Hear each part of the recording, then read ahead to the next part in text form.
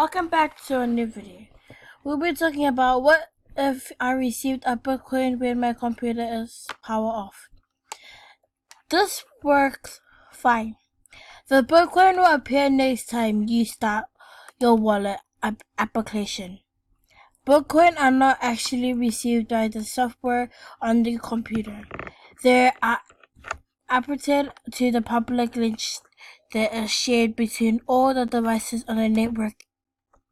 If you are sent Bitcoin when your wallet clicks program, it's not running and you later link it. It will download, block, and catch up with any transaction it did not already know about. And the Bitcoin will actually appear as if they were just receiving the real time. Your wallet is only needs when your wish is sent